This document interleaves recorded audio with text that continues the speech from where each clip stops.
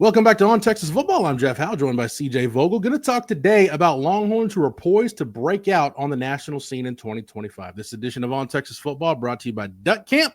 Tell you more about our friends at Duck Camp here later in the show. But CJ, this all stems from a post you made on the Twitter machine. You had 6 Longhorns who you feel are going to break out on a national scale this fall. We'll just run them down one by one until we get through all 6. And we start at number 1.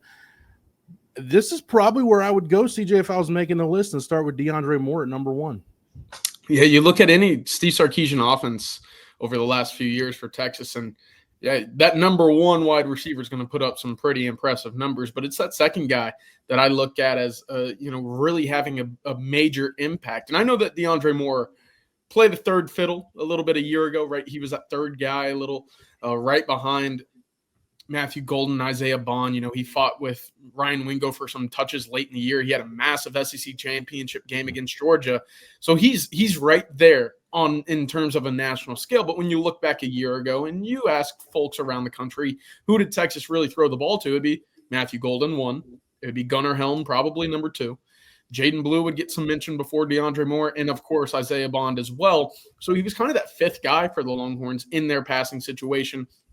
This year, I think Ryan Wingo's very much already in the conversation for a national scale, considering that freshman class a year ago. But DeAndre Moore, for me, I look at what A.D. Mitchell did in 2023 with 845 yards, Jeff. That is very, very much in the ballpark for what I'm expecting for DeAndre Moore in 2025. Yeah, I really think each year we've seen this under Sark where, and honestly – it was kind of Matthew Golden last year. You go back to 2023, it was Byron Murphy, that guy that enters their draft eligible year where you're like, okay, are they going to have the kind of year where maybe they've got a chance to go pro after the year?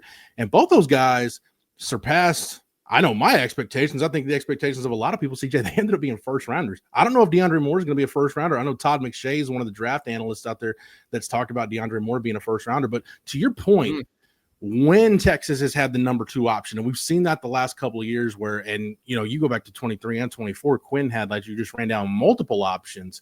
If you're a viable receiving threat in Sark's offense, you're going to get an opportunity to make plays.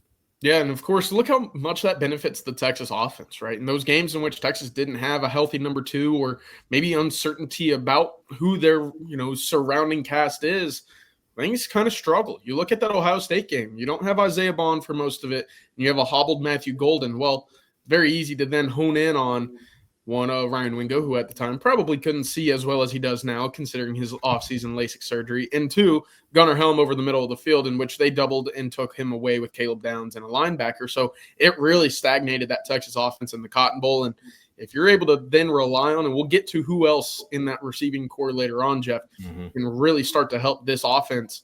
But if you have that surefire number 2 to go along with Ryan Wingo, smooth sailing for Arch Manning. Number 2 on your list is a guy that I know Trevor Gooseby made Bruce Feldman's freaks list. And if there was another guy on the Texas roster, even with all due respect to Colin Simmons, I think when you look at the testing numbers and the opportunity he has to break out, Jelani McDonald probably made a really strong argument to be on that list. But CJ, yep. I'm with you again with Jelani McDonald being number 2 on your 6 Longhorns who are poised to break out this season. Yeah, his breakout game for Texas fans was it was that Vanderbilt game a year ago, in which playing the first half, there were 3 or 4 hits where you kind of looked around and said, whoa, where is this coming? Who is that? And then, of course, that name started to be a little bit more familiar with Texas fans as the season progressed. But now in a full-time role, whether it be at star, whether it be back deep at safety, I know it's a loaded room, but he's going to be on the field. He's going to be a name that I think by the end of the season, a lot of folks nationally saying, okay, I know about Michael Taft coming into the season. I saw spurts of Derek Williams, but this Jelani McDonald fella, I think might be just as good as anybody in that secondary because of his versatility. And he's already one of the best tacklers on the Texas team. We found that out this weekend as well, Jeff. I'm looking at a very big season for Jelani because, again, go back to what he was able to do in high school. This was a guy that was a coverage corner with some time at linebacker. Texas found the median of the 2, put him at safety, and it's been smooth sailing ever since.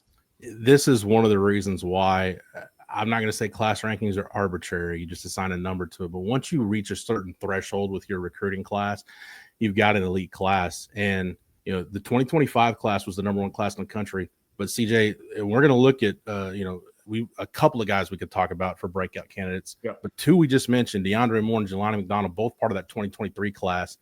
Arch Manning and Ant Hill draw the headlines, but the deeper we look at that class, when it's all said and done, that might be the class that produces the most NFL talent out of all of these, which I think is going to be saying a lot by the time we're done here. Yeah, I 100% agree. I think from top to bottom, you're looking at a lot of retention in that group as well as development. It's those 3 stars, it's those 4 stars that are living up to, and of course, headlined by some pretty darn good football players as well, Jeff, that we don't need to mention their names on a breakout list, but we all know Arch Manning and Anthony Hill. Well, let's go to the 2024 class for number 3 on your list. And you asked Michael Taft the question I've been asking all offseason. Is the hype surrounding Parker Livingstone real? Taft says it is. He even made the joke. He made the Jordan Shipley comparison and kind of tongue-in-cheek said, there's a stereotype there, I guess, which there is. But, CJ, I think Parker Livingstone is perfect for an Arch Manning offense where you got a quarterback that can drive the ball down the field, can throw the deep ball, where he can use his ability as a long strider and to get off man coverage to go down the field and run under the ball. Yeah, that stereotype is that it's a wide receiver and quarterback that live together at the University of Texas, right? So, all seriousness, I do think it's the way in which Parker Livingstone makes his impact felt for Texas that puts him on a national scale. I don't think he's going to out-receive a DeAndre Moore. I don't think he's going to do that with Ryan Wingo either. But you look at his skill set and the way that it fits Arch Manning vertically down the field. If he has 20 receptions this year, I think he might average 20 yards per reception. And that's 400 yards right there. Again, I think he's going to have a bigger year than that. But it's the way in which he makes his presence felt in this offense. It's going to be vertical. It's going to be big plays. And it's going to be a lot of what Texas used Ryan Wingo as in his freshman year in 2024. That's the role that I see a Parker Livingstone filling in this upcoming season. And as a result, with the big games on this Texas schedule, I know a lot of teams will be honing in on a Wingo and a Moore. It's going to be Livingstone that's going to be a difference maker. I like making comparisons going back to past Texas teams. And I said, look, I think DeAndre Moore could be for Arch Manning, kind of what Jordan Whittington was for Quinn Ewers. I go back 20 years, CJ. I think Parker Livingstone could be for Arch what Billy Pittman was for Vince Young. You go back and watch those 2005 clips. Billy Pittman's not catching 5-yard hitch routes. It's down the field. It's vertical shots. It's that bang 8 over the middle. Like you're going down the field for big plays to Billy Pittman. I think Parker Livingstone could be the big play guy for Arch Manning in this offense. No disrespect to Ryan Wingo or any of the other guys, but I feel like, to your point, he could catch 20 balls and average close to 20 yards a catch on those passes. We'll get back to the list here in just a second, but right now I want to thank our friends over at Duck Camp. Duck Camp makes gear for folks who live for being out there, whether that's in a duck blind at sunrise or on the 40 acres for a Saturday kickoff. Born right here in Austin, Duck Camp builds best-in-class hunting and fishing apparel that works just as well for a full day in the field as it does for a long day of tailgating. From sun protection shirts that keep you cool during those early season scorchers to their iconic game series hats that feel like instant classics, Duck Camp gear is ready for football season, hunting season, and every season in between. Get out there, stay out there, and hook 'em. Shop duckcamp.com today. And again, thanks to our friends at Duck Camp for sponsoring this edition of On Texas Football. CJ, as we get back to the list, number 4, are you buying stock in Brandon Baker? Because I feel like every time we talk team, whether we're doing it recorded or live or just you and me shooting the breeze, I feel like you're slowly, quietly buying stock in Brandon Baker as we get closer to the season. Yeah, I've been quietly stockpiling over the course of fall camp. I've heard that he's, again, continued to put together the necessary steps. I think a bit of a fire was lit in him coming into camp, considering that competition for right tackle was supposed to be him and Andre Kojo. Well, obviously, with Kojo's injury going down, he has since said, no one else is going to be battling with me at this spot. This is mine. I've heard he's put together a strong camp, and we've seen Cam Williams burst on the scene a year ago. Obviously, we've talked about Kelvin Banks for 3 years, but it was Trevor Gooseby towards the back end that also had that burst onto the national scene when it came to play against elite talent. Right now, I like what I'm hearing a lot about the 5-star modern-day prospect. And going into year 2, I know that's some tough competition out of the stretch, but right now he's been facing it every single day in practice, and it sounds like he's been holding his own. 5 out of 6 on your list is Cole Hudson. I think Jerry Hamilton put it best on the channel when he called Cole Hudson a Swiss Army knife. You're talking about a guy can legitimately play all three positions on the interior. Yes. Yeah, I go back to 2018. I've been thinking about this in relation to Cole Hudson. You think about the value Elijah Rodriguez had of that 2018 team where he could play both guard spots. He could, in a pinch, be your swing tackle. Again, depth on the offensive line then is not what it is now. He could be your swing tackle in a pinch. You think about it, there was a point in that season where Zach Shackelford went down, Rodriguez slid into center, and you're not in the Sugar Bowl in a position to win a conference championship if you're not able to slide him around. I think Cole Hudson, to me, CJ, I think he's a more souped up, a better version for the 2025 team of what Elijah Rodriguez was for the 2018 team.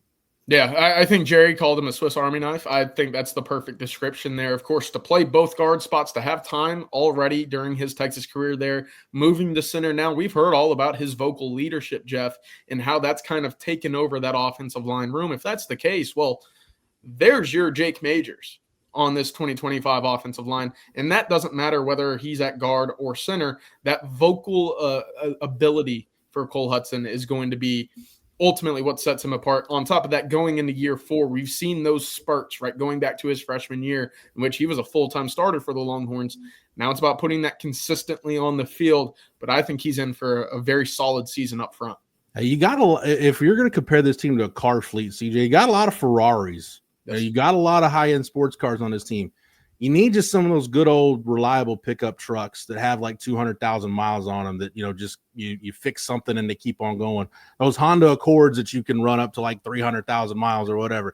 You need just some of those old reliable cars that, man, it ain't the best looking car in the world.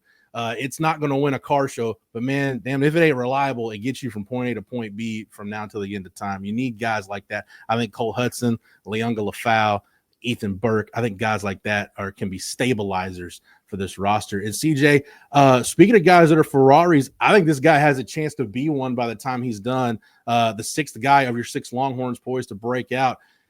TyAnthony Smith, when Sark doesn't give out just glowing compliments all the time. So like what he said about Xavier Filsaime recently, kind of got my ears perked up. He's had nothing but glowing things to say, CJ, all camp about TyAnthony Smith. And when he says they've got 4 starting linebackers on this team with Leonga Lafau, Anthony Hill, Trey Moore, and TyAnthony Smith, you're going to see Ty Smith play a lot. I think early in the year in those non-conference games, you'll see a lot of him on the field.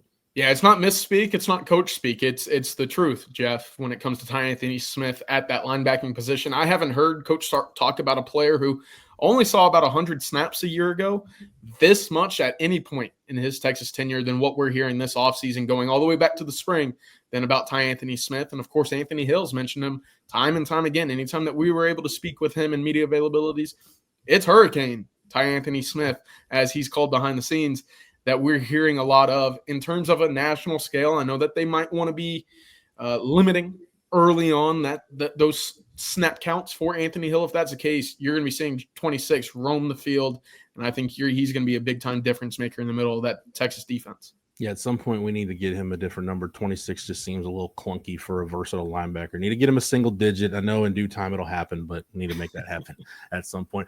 CJ, thank you for the knowledge and expertise as always. Thank you to Matthew behind the scenes for producing it. Thank you to the entire On Texas Football staff. If you're not a member over at ontexasfootball.com, now is the time. As we sit here today, 10 days away from kickoff. By the way, Vincent Paul Young Jr. is the GOAT. Now that we're 10 days away, it gives me a reason to say that.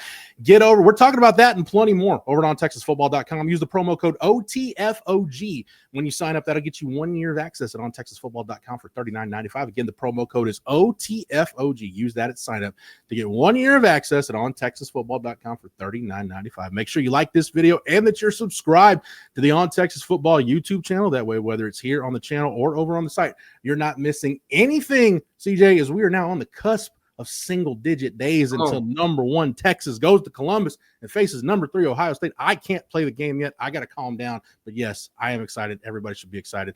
And thank you to the On Texas Football community, the OTF family, for their support. And, again, make sure you subscribe here to the channel and you're in tune with us, what we got going on over at ontexasfootball.com for the latest and greatest coming out of the 40 acres. For CJ, for Matthew, for the entire On Texas Football staff, I'm Jeff Howe. Thank you so much for watching and listening. And until next time, hook up.